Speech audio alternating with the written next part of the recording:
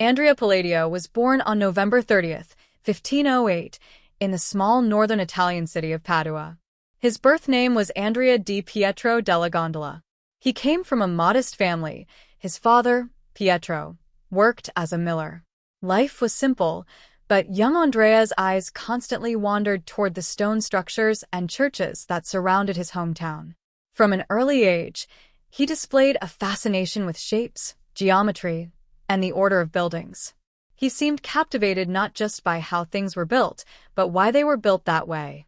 At just 13, he was apprenticed to a local stonecutter in Vicenza, where he learned to handle chisels, measure marble, and shape stone with precision. This apprenticeship was his first step toward understanding the soul of architecture. Yet, Andrea's ambitions went far beyond craftsmanship.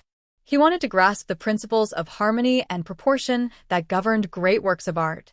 His teachers admired his curiosity, a quality rare in a humble craftsman. Even in his teenage years, Andrea was known to study the ruins and sketches of ancient buildings, fascinated by their balance and grace. These early experiences gave him not only technical skills, but also discipline and humility. He worked hard, observed deeply, and dreamed quietly. The city of Vicenza, surrounded by artistic and cultural progress, became his new world. Here, among artisans and scholars, a young stonemason was unknowingly preparing to redefine architecture for centuries to come.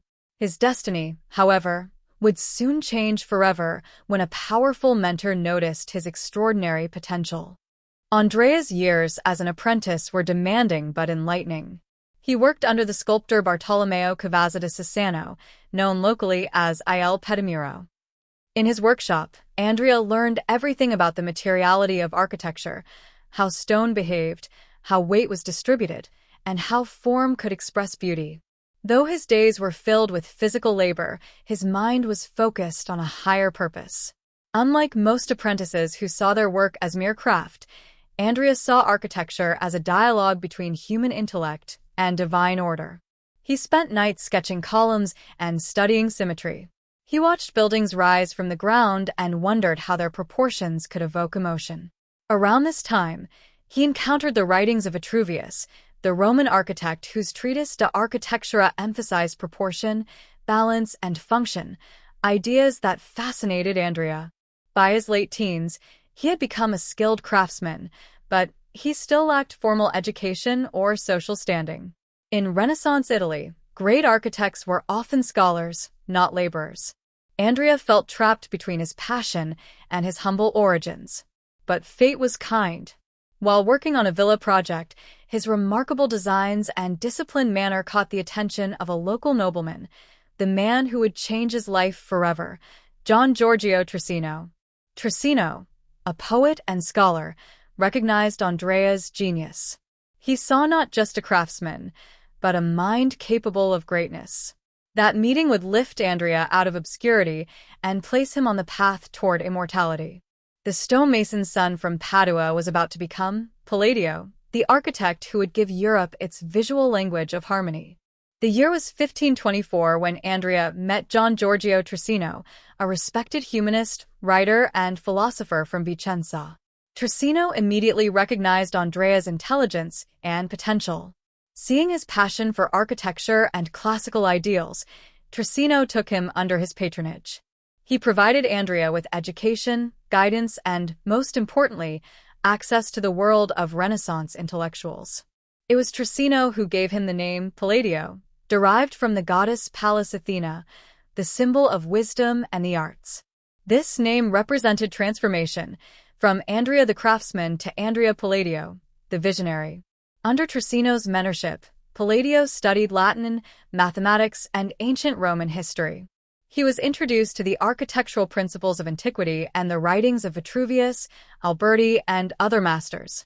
Trissino often took Palladio on his journeys, teaching him to observe architecture not just as construction, but as philosophy. He encouraged him to analyze proportion, light, and space, the invisible forces that gave buildings their spirit. Through Trissino, Palladio also met noble patrons who would later commission his villas and palaces. This mentorship changed Andrea's destiny. For the first time, he saw himself not merely as a laborer, but as an artist guided by intellect. Trissino's belief in the union of art and reason became Palladio's lifelong philosophy. He learned that beauty must be logical, and structure must serve both function and soul. The humble apprentice was now on his way to becoming one of the most celebrated minds of the Renaissance, a man whose works would bridge ancient wisdom with modern civilization. In the 1540s, Palladio embarked on a journey that would define his entire career, his pilgrimage to Rome, the eternal city of ruins and grandeur. Guided and supported by Trissino, he traveled through ancient forums, temples, and amphitheaters, sketching and measuring the masterpieces of Roman architecture. For Palladio, Rome was more than a city, it was a revelation. The symmetry of the Pantheon, the rhythm of the Colosseum, and the dignity of the Roman temples filled him with awe. He realized that ancient architects built not for decoration but for harmony, proportion, and moral clarity. He spent hours studying how light touched marble, how arches balanced weight, and how columns expressed spiritual order. Palladio carefully documented every structure he saw, compiling drawings and notes that would later become the foundation for his theoretical work. These studies allowed him to decode the language of classical architecture, a language he would later translate into modern Renaissance forms. Rome taught him that architecture was not just about building, it was about expressing human ideals through geometry. When he returned to Vicenza, he carried with him a vision that combined practicality and beauty. He had seen the perfection of antiquity and was now ready to revive it in his own time. The journey to Rome transformed Andrea Palladio into a master of proportions, a thinker who could see the invisible mathematics behind beauty. The young apprentice had now become a true architect, ready to reshape the skyline of Italy. Upon returning from Rome, Palladio was no longer an ordinary craftsman. He had become a visionary equipped with knowledge, confidence, and purpose. The city of Vicenza, with its wealthy merchant class and artistic ambition, was the perfect stage for his rise. Palladio's early commissions began with the design of Villa Godi, completed around 1542. It was not just a residence, but a revolution in design, blending classical symmetry with rural practicality. Unlike medieval castles or Gothic palaces, his villas were open, balanced, and harmonious. They reflected the dignity of their owners without arrogance. His reputation grew rapidly among the Venetian elite. Nobles admired how Palladio could transform ancient ideals into living, functional spaces. Soon, commissions poured in villas, palaces, and civic buildings that reflected the spirit of the Renaissance. Palladio's architectural philosophy emphasized three elements: proportion, harmony, and clarity. Every part of a building had to correspond to reason, much like music follows rhythm. He believed that beauty came from mathematics and morality, not from luxury. As his fame grew, Palladio also became involved in architectural education, teaching younger craftsmen about balance and geometry.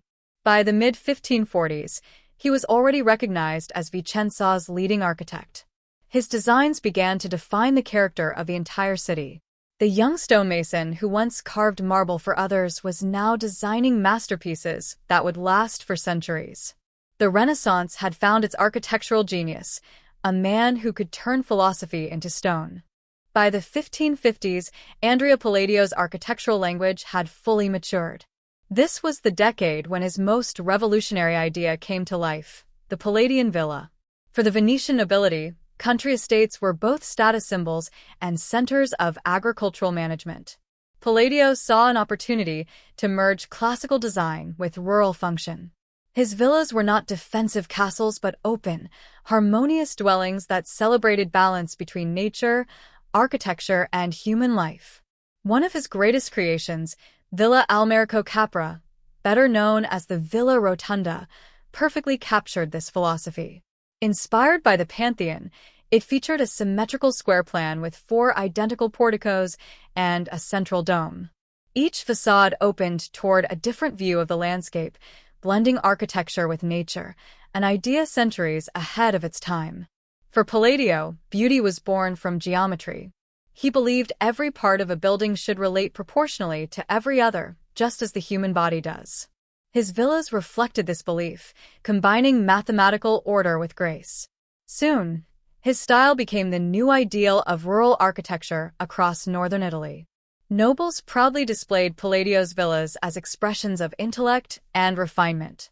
But behind their elegance lay deep humanism, a belief that architecture should enhance life, not merely impress the eye. With these villas, Palladio achieved something no architect before him had done. He created a timeless blueprint for balance between art, reason, and nature.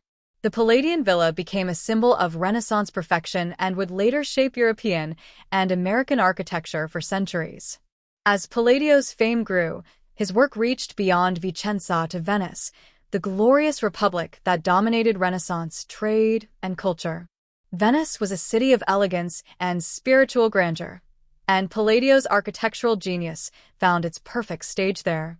In the 1560s, he was commissioned to design some of the city's most important religious buildings.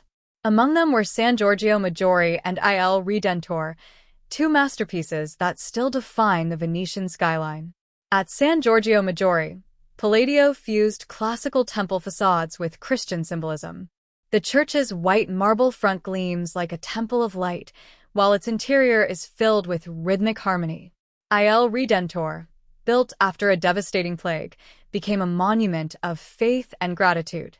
Its symmetrical facade, pure geometry, and serene light were Palladio's way of expressing spiritual rebirth through architecture. In these Venetian projects, Palladio achieved a delicate balance between grandeur and simplicity. His churches were not heavy or ornamental. They were luminous, rational, and sacred. Light played a central role, symbolizing divine presence and purity. Venice adored Palladio for giving form to its soul. Through his work, he turned architecture into a language of faith and proportion. The same geometric order that governed his villas now elevated the city's spiritual landscape. These Venetian commissions marked the height of his career. Palladio had mastered every realm, domestic, civic, and sacred. His vision was now shaping both the land and the spirit of Renaissance Italy, uniting the human and the divine through perfect design. In 1549, before his great Venetian works, Palladio had received one of his most important commissions, the redesign of Vicenza's basilica, later renamed the Basilica Palladiana in his honor. This monumental project would take decades and become one of his proudest achievements. The old Gothic building in Vicenza's main square needed renovation. Palladio's solution was brilliant and bold. He designed a graceful exterior with arcades framed by his now famous Serliana, a large central arch flanked by two rectangular openings. This repeating rhythm of arches and columns gave the structure elegance and order, transforming it into a masterpiece of Renaissance geometry. The new facade combined functionality with monumental beauty. The building served as a public meeting place, market hall, and symbol of civic unity. To Palladio, the basilica represented the spirit of the community, architecture as a moral and social force. Its completion elevated Palladio to the highest status among architects. It wasn't just Vicenza that celebrated him. Scholars, artists, and nobles from across Italy came to see the temple of reason that embodied his ideals. The Basilica Palladiana became the heart of Vicenza and remains today one of Italy's greatest architectural treasures. It proved that Palladio's genius extended beyond private villas. He could also design for the people, for cities, and for eternity. When the project was completed, the citizens honored him as their greatest son. The basilica was more than stone and symmetry. It was Palladio's vision of harmony made real. Even as Palladio's fame grew, he remained a devoted student of ancient Roman architecture. His travels to Rome had given him a profound respect for antiquity, and throughout his life, he continued to study and reinterpret classical forms. He believed that Roman buildings represented the highest union of art and reason. To Palladio, architecture was not about copying the past, but about understanding its principles, proportion, clarity, and moral order, and applying them in new ways. In his villas and churches, he reimagined Roman temples as homes and spiritual sanctuaries. Columns, pediments, and domes were not decorative. They expressed harmony and logic. His devotion to classical ideals made him the Renaissance's greatest interpreter of antiquity. Palladio also studied Vitruvius deeply, often sketching and analyzing Roman ruins. His notebooks were filled with precise measurements and observations. He saw in ancient architecture a universal language that could speak to all generations. His buildings echoed Rome's grandeur, but in human scale. Where Roman emperors built for power, Palladio built for balance and beauty. He wanted his architecture to uplift the mind, not overwhelm it. In an age of experimentation, Palladio's classical discipline stood apart. He proved that timeless design could coexist with innovation. By blending Roman ideals with Renaissance creativity, he built a bridge across centuries. Through his devotion to the ancient world, Palladio not only revived its spirit, he made it eternal. In 1570, Palladio achieved literary immortality with the publication of his monumental treatise, I Quattro Libri dell'Architettura, the 4 books of architecture. This was not merely a manual, it was the distilled essence of his philosophy. Divided into 4 sections, the book covered building materials, the principles of design, classical temples, and Palladio's own works. It contained detailed illustrations, mathematical ratios, and practical advice for architects.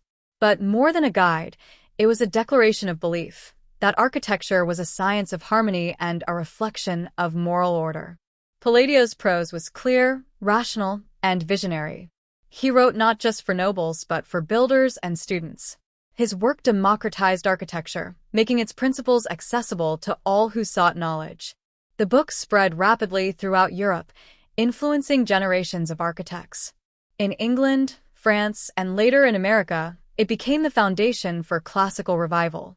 The 4 books secured Palladio's place not only as an architect, but also as a philosopher. His ideas transcended buildings, they shaped how people thought about beauty, structure, and the human relationship to space. For Palladio, writing was another form of building, constructing a bridge between the physical and intellectual worlds. With this publication, his influence extended far beyond Italy. His words became as immortal as his designs. Even today, the 4 books of architecture remains one of the most studied and revered texts in the history of art and design. In his final years, Palladio undertook one of his most remarkable projects, the Teatro Olimpico in Vicenza. Commissioned in 1580 by the Accademia Olimpica, this theater was the first permanent indoor structure of its kind since ancient Rome. Palladio approached the design with his characteristic devotion to classical ideals. The theater's semicircular seating echoed Roman models, while the stage front, a magnificent triumphal arch, symbolized the grandeur of antiquity. Behind it, a complex illusionistic stage designed by his pupil Vincenzo Scamozzi created the impression of endless city streets receding into the distance. For Palladio, the Teatro Olimpico was not just a building, it was a synthesis of his life's philosophy, architecture as a harmony of art, mathematics, and emotion. The play of perspective, proportion, and human experience merged into one poetic vision. Sadly, Palladio died before its completion, but the theater stands as his final masterpiece. When it opened in 1585, audiences were stunned by its beauty and realism. Even today, it remains one of the world's oldest and most beautiful theaters. In the Teatro Olimpico, Palladio united the intellectual spirit of Greece and Rome with the emotional power of Renaissance art. It was his farewell gift to the world, a temple of imagination where architecture itself became a stage for eternity. While Palladio's buildings spoke of grandeur, his personal life was marked by simplicity and humility. He married Allegredana, with whom he had 5 children.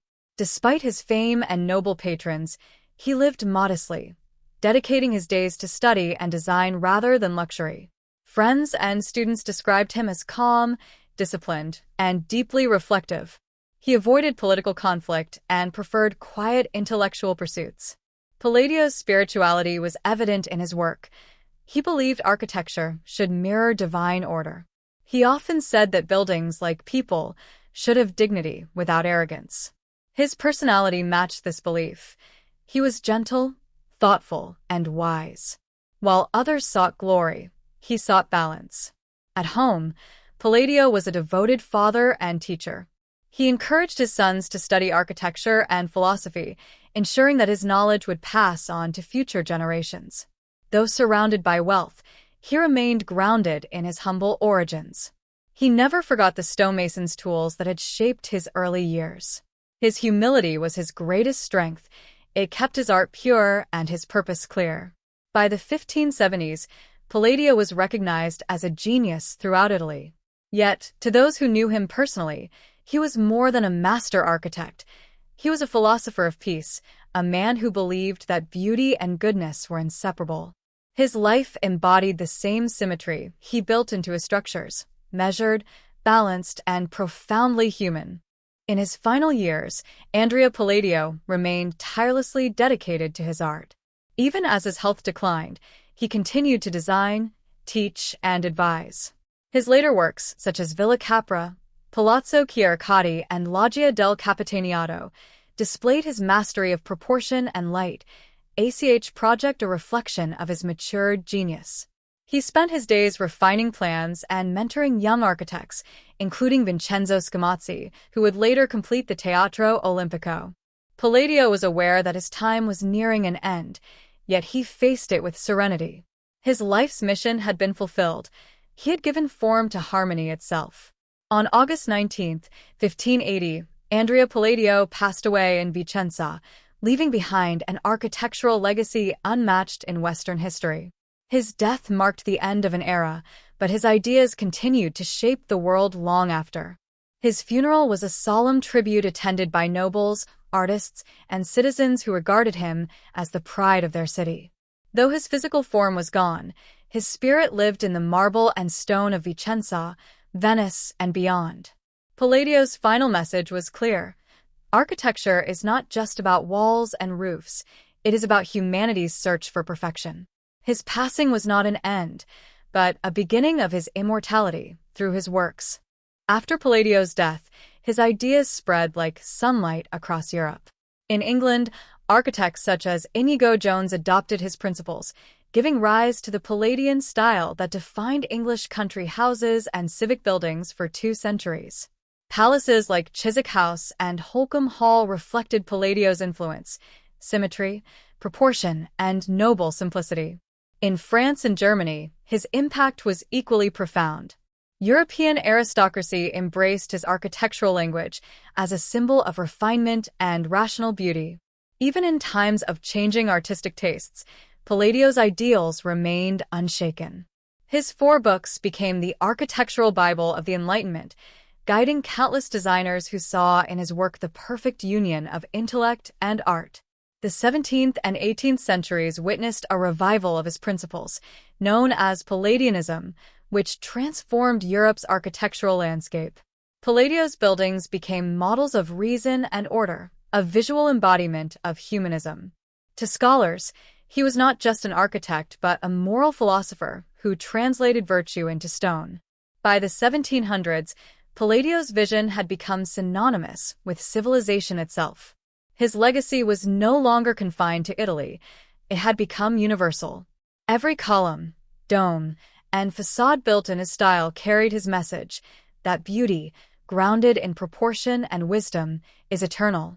Centuries after his death, Andrea Palladio's influence reached far beyond Europe, shaping the very foundations of American architecture. Thomas Jefferson, one of America's founding fathers, was deeply inspired by Palladio's 4 books of architecture. He used Palladian principles in designing Monticello, his home, and the Virginia state capitol, which became models for countless government buildings across the United States. From London to Washington, from Paris to St. Petersburg, Palladio's ideals of symmetry and harmony define the architecture of democracy, art, and intellect. His style became a universal language, one that expressed dignity, clarity, and reason.